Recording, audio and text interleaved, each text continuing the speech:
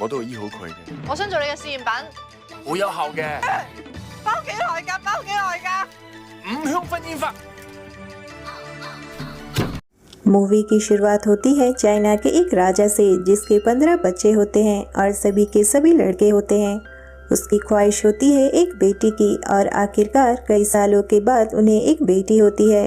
राजा के खुशी का कोई ठिकाना नहीं होता, लेकिन जैसे ही उस बच्चे को वहाँ की दासी गोद में लेती है तो उसके शरीर की बदबू से वह बेहोश हो जाती है, क्योंकि उस बच्ची के शरीर से भयानक बदबू आ रही होती है। और इस बात की खबर राजा को लगती है और वह सभी दरबारियों को अपने पास बुलाता है।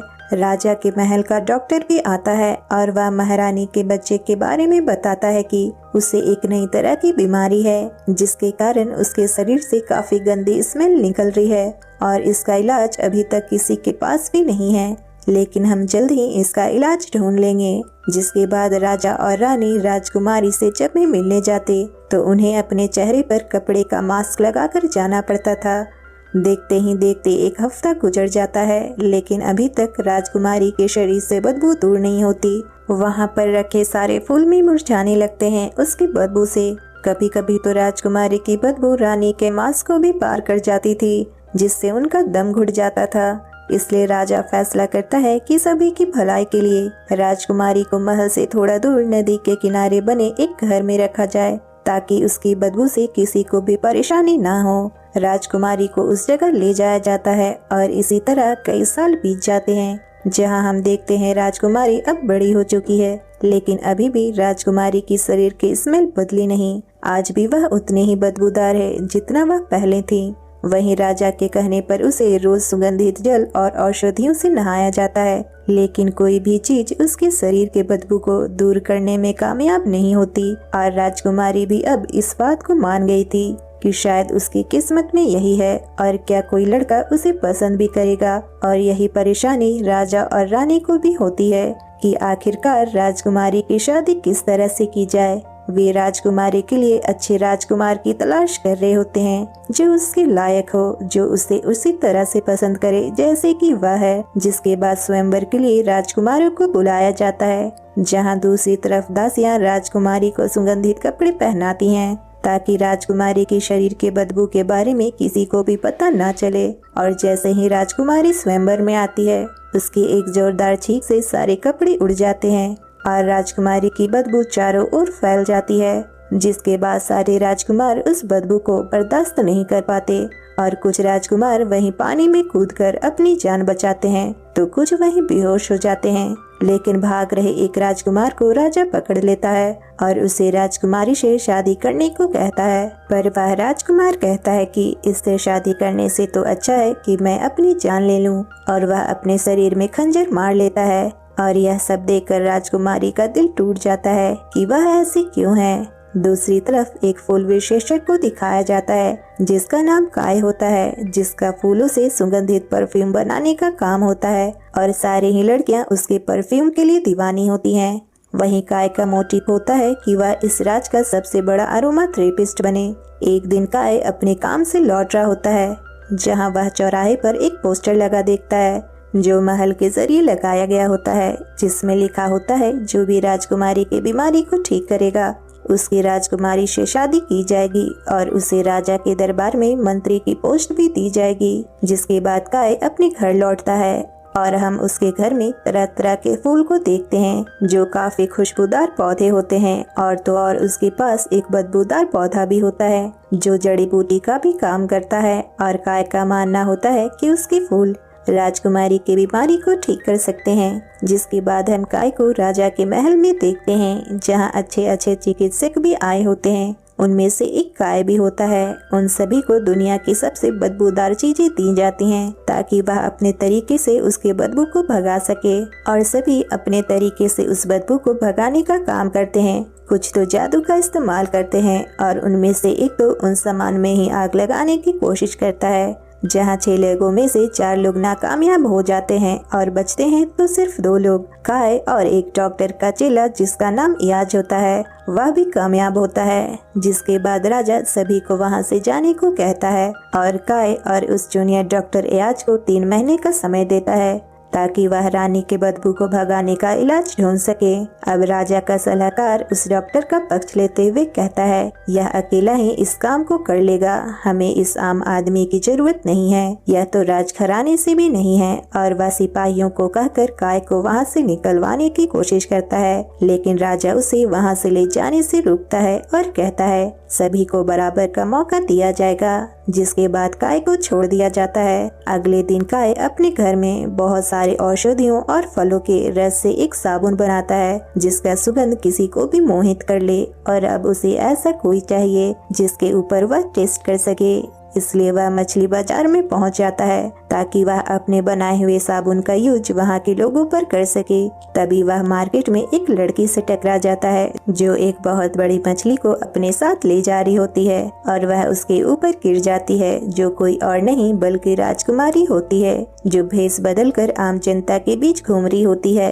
लेकिन वह अपनी आइडेंटिटी छुपाकर उसे खुद को मछुआरा बताती है और वह अपना नाम ह्यूंग बताती है और अपने शरीर के बदबू को छुपाने के लिए सारा इल्जाम मछली पर डाल देती है कि उसकी बदबू की वजह से उसका शरीर इतना स्मेल कर रहा है। और उसे पता चलता है काय कुछ ऐसे लोगों को ढूंढ रहा है जो बदबूदार हों ताकि वह अपने बनाए हुए साबुन को उन पर इस्तेमाल कर सके। और ह्यूंग अपने फिशर दोस्तों के ऊपर यूज करने को कहती है और उसके साथ ही उस साबुन का भरपूर इस्तेमाल करते हैं और 1 घंटे तक नहाते हैं। जिसके बाद काय उनके शरीर को स्मेल करता है और वह बेहोश हो जाता है क्योंकि उसका बनाया हुआ साबुन किसी भी काम का नहीं होता। मछुआरों के जाने के बाद ह्यूंग काय के पास जाती है और उसे कहती है कि वह उसकी मदद करना चाहती है। जिसके बाद काय उस पर हर तरीके का इलाज आजमाता है, जैसे भाप के जरिए उसके बदबू को दूर करना, मुल्तानी मिट्टी और खारे के पानी से नहाना, यहाँ तक कि वह उसे मम्मी की तरह बांधकर कई घंटों तक उसे सुगंधित पानी से नहलाता है। और इसी तरह से मिलते जुलते कई सारी चीजें करता है, लेकिन कोई भी चीज काम नहीं कर रही होती। जिसके अगले दिन काय और ह्यूंग अपने काम को फिर से जारी रखते हैं और काय नए फूलों और झाड़ियों से एक पाउडर बनाता है। तभी अचानक जोरदार बारिश होने के कारण ह्यूंग घबरा जाती है कि वह अपने घर अब कैसे जाएगी, इसलिए वह वहीं रुक जाती है और काय उसे भीगे कपड़े को बदलने को कहता है, लेकिन ह्यूंग मना कर देती है क्योंकि उसके कपड़े ही उसके खतरनाक बदबू को अभी तक दबाए हुए थे। जिसके अगले दिन सुबह वे जल्दी उठते हैं नजदीक जंगल जाने के लिए, जहां उन्हें कई सारे फूल इकट्ठे करने होते हैं। लेकिन रास्ते में ही जाते समय फिर से जोरदार बारिश होने लगती है और काय अपने कपड़े से खुद को और ह्यूंग को ढकता है, जिससे वे दोनों काफी नजदीक आ जाते हैं। जिसके बाद काय को ह्यूंग की बदबू परेशान करने लगती है और वह कहता है कि तुमसे काफी गंदी स्मेल आ रही है। ह्यूंग को यह बातें सुनकर काफी बुरा लगता है और वह वहां से भाग जाती है। जिसके बाद काय अपने घर लौटता है तो वह देखता है कि उसका घर पूरी तरह से तहस नहस हो चुका है क्योंकि आए हुए तूफान की वजह से उसकी सारी मेहनत में पानी फिर गया था। ऐसा लगता है किसी ने जानबूझकर उसके बनाए हुए सारे काम को बिगाड़ दिया हो और उसके पास सिर्फ बदबूदार पौधे ही बचे होते हैं। जिसके बाद काय ह्यूंग को ढूंढते हुए मछली बाजार पहुंचता है, लेकिन ह्यूंग उससे काफी नाराज होती है और वह उसे पत्थर फेंक कर मारती है, जहां काय उसे अपने घर के तबाह होने के बारे में बताता है, लेकिन वह उसकी एक भी बात नहीं सुनती। जिसके बाद काय काफी उदास हो जाता है। जिसके बाद वह काफी शराब पीता है और वह एक बगीचे में जाकर बेहोश हो जाता है। और जब उसकी आँख खुलती है तो वह देखता है कुछ लड़कियां काफी नाच रही होती हैं। तभी उनके पसीने की छींट काय पर पड़ती है और काय को यह पसीना काफी सुगंधित लगता है क्योंकि सुंदर महिलाओं के पसीने में काफी अच्छा सुगंध होता है, ऐसा काय को लगता है। और उसे आइडिया आता है कि वह सुंदर लड़कियों के पसीने से मेडिसिन बनाएगा जिससे राजकुमारी की बदबू दूर हो जाएगी। जहां वह अगले दिन ह्यूंग को यह आइडिया बताता है और काय खूबसूरत लड़कियों से मदद मांगता है। जिसके बाद सभी लड़कियां काफी मेहनत करती हैं और उछल कूद करती हैं और उनके निकले हुए पसीने को वह लोग जमा कर रहे होते हैं। जिसके बाद काय उसमें कुछ और फ्लावर्स और बीड्स मिलाकर उसे और भी ज्यादा सुगंधित बना देता है और उसका परफ्यूम तैयार हो जाता है। लेकिन जैसे ही वह उसे टेस्ट करने वाला होता है कि तभी उसके मेडिसिन को एक चोर चोरी करने की कोशिश करता है और उनके हाथापाई के कारण वह परफ्यूम जमीन में गिरकर टूट जाता है। जिसके बाद काय उसका पीछा करता है और वह चोर एक घर में जा घुसता है जो उसका अपोनेंट इयाज होता है। और जब वह उसके घर में घुसता है तो काय उस पर चोरी का आरोप लगाता है, लेकिन इयाज अपनी सफाई में कहता है कि वह आज घर से निकला ही नहीं और कोई सबूत न होने के कारण काय निराश होकर वहां से चला जाता है, क्योंकि उसने वहां पर इयाज के डॉक्टरों की बहुत बड़ी टीम देखी होती है जो मेडिसिन के रिसर्च में काम कर रहे होते हैं। और हम काय को निराश होकर बैठे देखते हैं कि तभी उसके पीछे ह्यूंग पसीने से भरा एक और बाल्टी लेकर आ जाती है और उसे अपना एक्सपेरिमेंट जारी रखने को कहती है। यह देखकर काय को उसके लिए फीलिंग्स महसूस होता है, जिसके कुछ दिनों के बाद काय अपने परफ्यूम को फिर से बना लेता है और वह उसे फिशरमैन के ऊपर यूज करता है और यह काम कर जाता है। जिसके बाद काय उसे ह्यूंग के ऊपर यूज करने वाला होता है, लेकिन ह्यूंग उसे कहती है कि उसे परफ्यूम से एलर्जी है। जहां काय को एक और बात पता चलती है कि यह सोल्यूशन परमानेंट नहीं है, लेकिन सभी फिशरमैन कहते हैं यह परमानेंट हो या कुछ समय के लिए, लेकिन यह काम तो करता है। जहां वे कहते हैं इसे हमें सबसे पहले किसी लेडी के ऊपर इस्तेमाल करके देखना होगा। जिसके बाद वे लोग महल की ओर निकल जाते हैं, जहां वे राजकुमारी के ऊपर इसका इस्तेमाल करने वाले थे, लेकिन उन्हें रास्ते में ही महल के डॉक्टर का घर मिल जाता है, जहां वे देखते हैं उसकी वाइफ काफी बदबूदार हवाएं छोड़ रही होती है और वे लोग फैसला करते हैं कि वे इसका टेस्ट इसी के ऊपर करेंगे। जिसके बाद वे लोग स्प्रे की सहायता से उसके ऊपर परफ्यूम छिड़कते हैं, लेकिन यह मेडिसिन उस लेडी के ऊपर कोई भी काम नहीं करती और उनका यह प्लान खराब हो जाता है। जिसके बाद काय अपने घर लौटता है, जहां हम देखते हैं काय की नाक से खून निकल रहा होता है, क्योंकि उसने अपनी नाक का कुछ ज्यादा ही इस्तेमाल कर लिया था बदबूदार हवाओं को सूंघकर, जिससे उसकी नाक भी बंद हो जाती है। जिसके अगले दिन काय जंगल की ओर जाता है, जहां वह ओल्ड कपल को देखता है जो कुछ फूलों को मिट्टी में दबा रहे होते हैं, जहां वे बताते हैं यह फूल सड़ चुके थे और वह इस फूल को जमीन में दफना रहे हैं। जहां काय को पता चलता है वह दोनों काफी अच्छे बॉटनिस्ट हैं और वह उनसे कुछ ऐसे पौधों की जानकारी लेता है जिससे वह राजकुमारी की बदबू को दूर कर सके। वे बताते हैं 4 तरह के मौसम में फूल होते हैं और वह फूल जहरीले से जहरीले बदबू को भी दूर कर सकते हैं। जिसके बाद काय यह सारी बातें अपने दोस्तों को बताता है और फैसला करता है वह चाइना जाएगा और उन फूलों को ढूंढेगा और ह्यूंग भी कहती है कि वह भी उसके साथ जाएगी। जहां वे महीने के आखिरी में सभी जगह जाते हैं और काफी अच्छा समय बिताते हैं, जहां वे अच्छे अच्छे फूलों के खुशबू को स्मेल करते हैं और इस सफर के दौरान वे दोनों एक दूसरे के काफी करीब आ जाते हैं और उन्हें वह सारे फूल भी मिल जाते हैं। जिसके बाद वह अपने घर की ओर लौट जाते हैं, जहां हम दूसरी तरफ देखते हैं इयाज का एक्सपेरिमेंट 3 महीनों से चल ही रहा होता है और इधर काय सफर से लौटने के कारण काफी बीमार हो चुका था और उसके स्मेल करने की क्षमता भी अब जा चुकी थी। ह्यूंग उसके किताबों से पढ़कर उसके लिए दवा बनाती है और उसे देती है, जिसके अगले दिन उसकी तबीयत बिल्कुल ठीक हो जाती है। जिसके बाद ह्यूंग कहती है यह मेडिसिन काम करेगी जो तुमने बनाया है, तुम जाओ और राजकुमारी को ठीक करो और उससे शादी कर लेना। जिसके बाद काय वहां से चला जाता है। जिसके बाद हम दोनों अपोनेंट को देखते हैं राजा के महल में, जहां राजकुमारी एक टेंट में पर्दे के अंदर बैठी होती है। सबसे पहले जूनियर डॉक्टर इयाज जाता है और कुछ प्रेशर पॉइंट को दबाकर वह स्मेल की क्षमता को खत्म कर देता है। जिसके बाद राजा अपनी बेटी को स्मेल करता है और उसकी नाक में दर्द हो जाता है।